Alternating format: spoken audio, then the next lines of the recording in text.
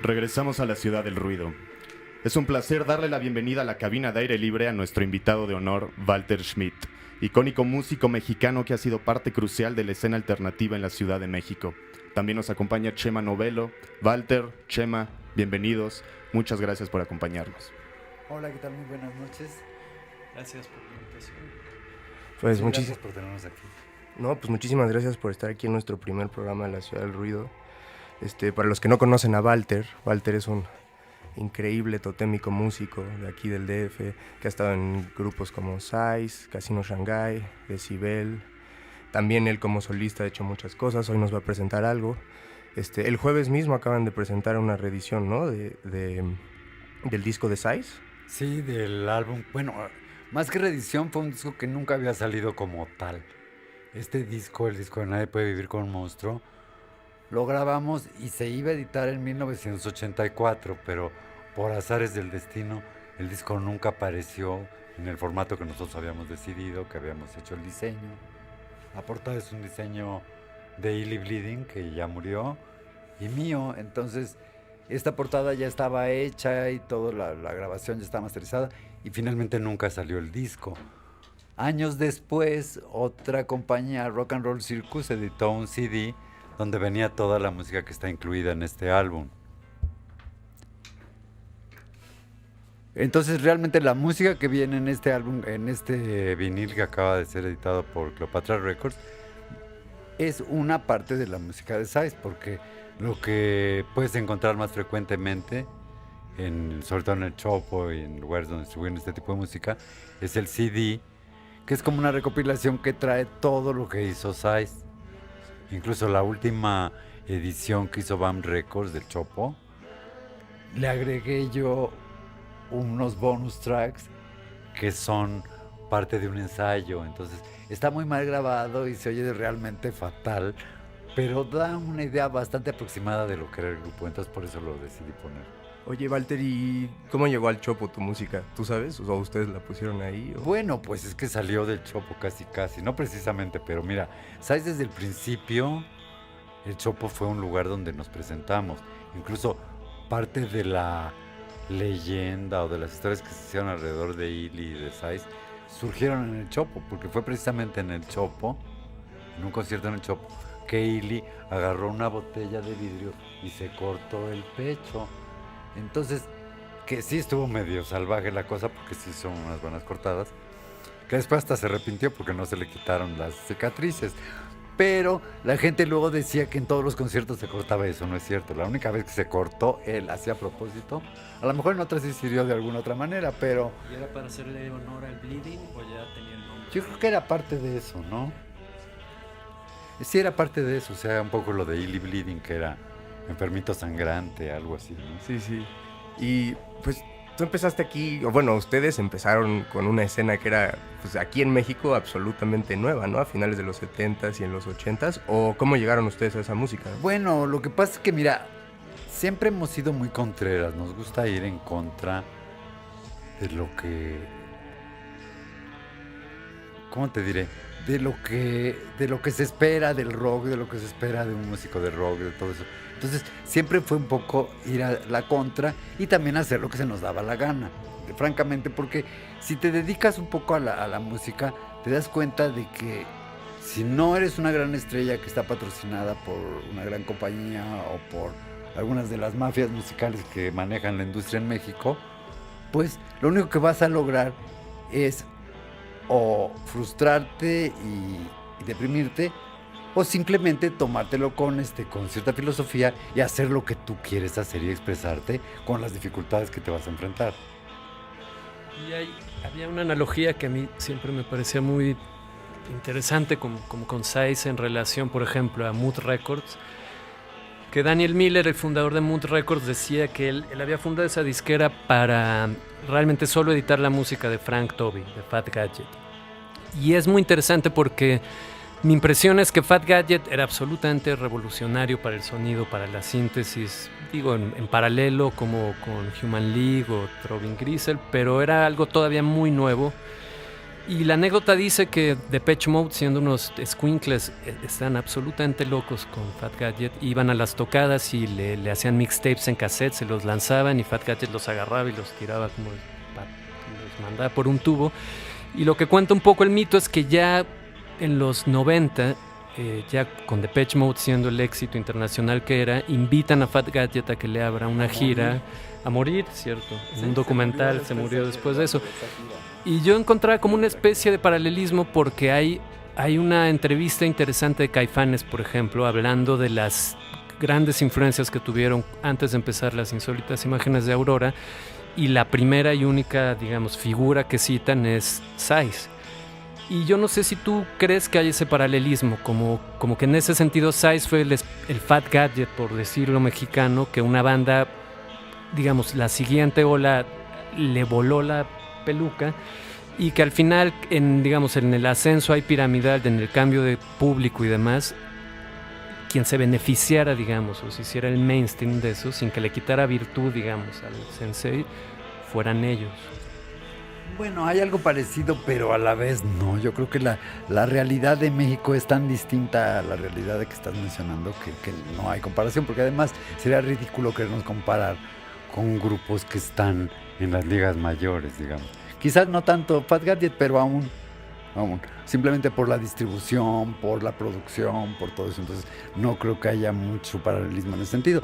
En el sentido de ser algo diferente, por ejemplo, de que de alguna manera las insólitas imágenes de Aurora y posteriormente Caifanes, Jaguares, etcétera, siempre han tenido una visión ellos mismos, creo, más, no sé si sea más comercial, pero yo creo que sí, de hacer una música pop rock más accesible para la gente.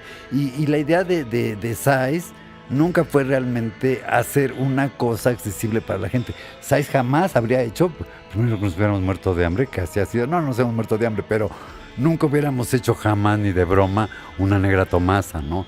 Va en contra de lo que te digo. ¿Por qué? Porque nosotros, la idea de hacerlo de Sais, de disfrazarnos, de pintarnos, de maquillarnos, de que te gritaran cuanta madre, era precisamente estar en contra de lo establecido. No le vamos a dar a la gente lo que la gente quiere. Y esa ha sido la cuestión que ha sucedido más extrema con Decibel, que es música experimental. Entonces, pues ahí, pues sí suena muy onanista, ¿no? Que es mucho hacer lo que se nos da la gana, pero en realidad, pues es lo que es. O sea, nosotros tenemos esa necesidad expresiva, hacemos lo que nos gusta hacer, y desgraciadamente así ha sido, y es a lo que hemos llegado, que si a la gente le gusta bien, y si no le gusta, lo lamentamos mucho.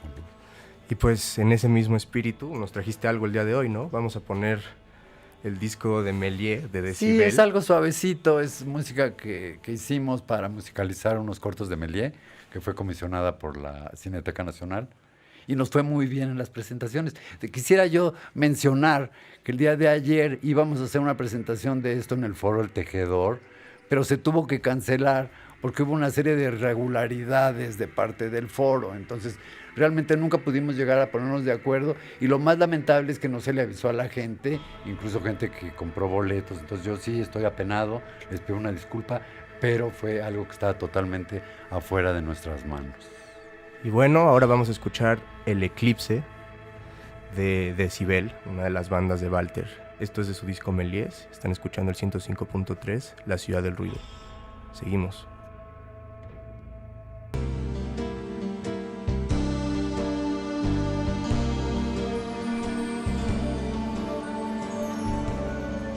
Regresamos a La Ciudad del Ruido.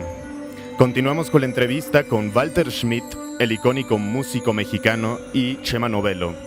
Sebastián, todos tuyos.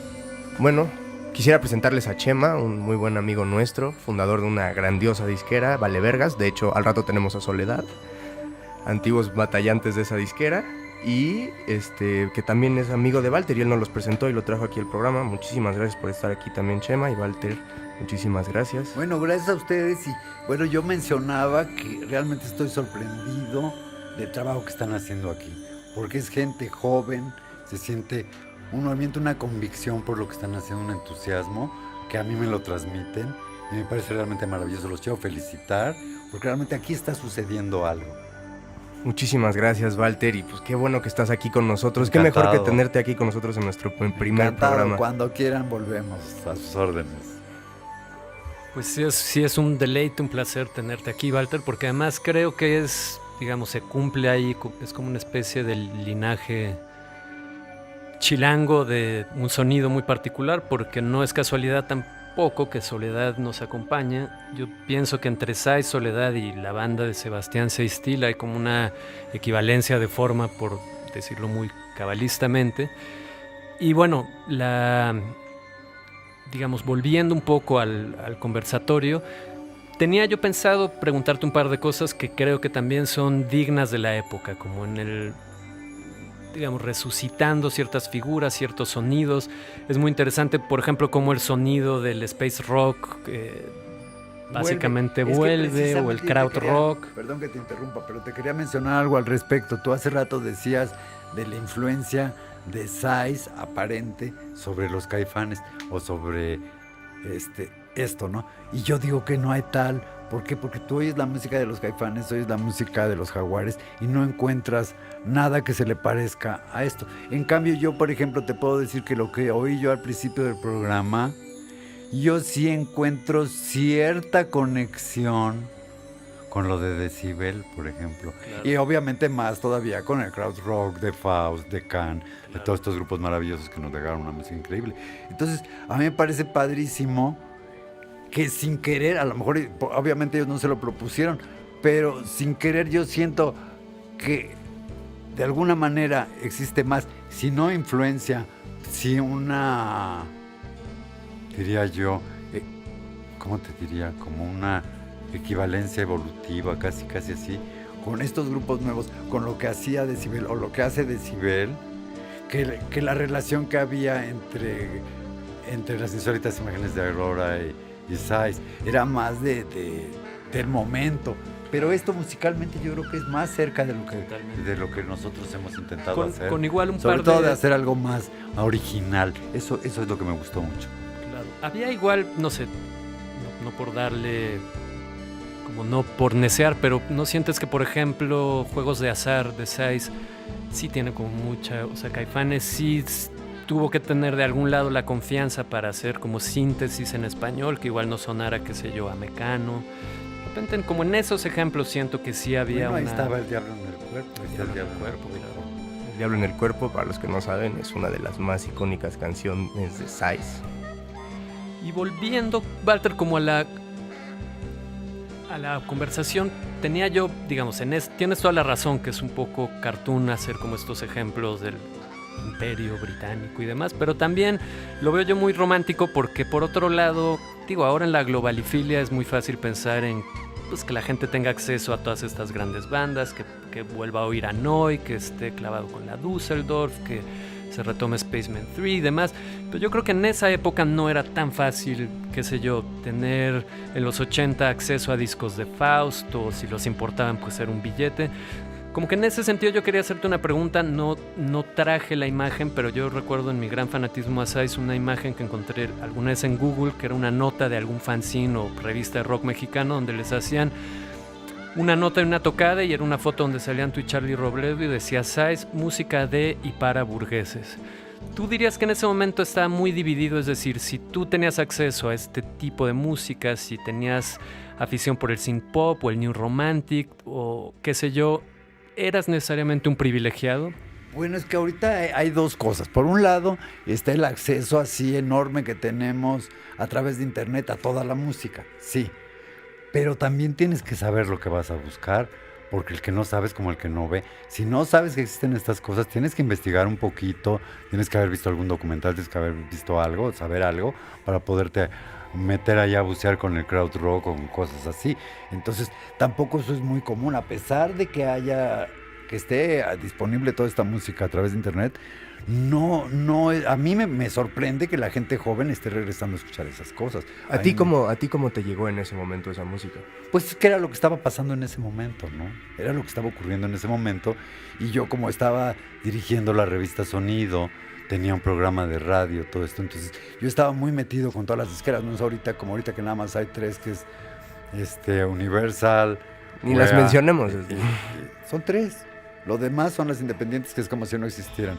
Y finalmente Te digo, en ese tiempo sí había muchísimas disqueras, entonces había mucha manera para mí, pero no creo que para cualquiera, ¿no? Yo sí tenía ese acceso, porque incluso yo me escribía con disqueras como Virgin Records o Rough Trade y ellos me mandaban los discos, yo les mandaba las revistas y así. Y bueno, pues Walter, se nos está acabando el tiempo. Ha sido un placer. No, ha sido un gustazo tenerte aquí con nosotros, contarnos un poco. Escuchamos hace rato a Decibel, el disco Méliès, y ahora vamos a escuchar a Sais, una de sus canciones que mencionamos hace rato, que vale la pena poner, que vale la pena escuchar. Esto es verdadero rock nacional.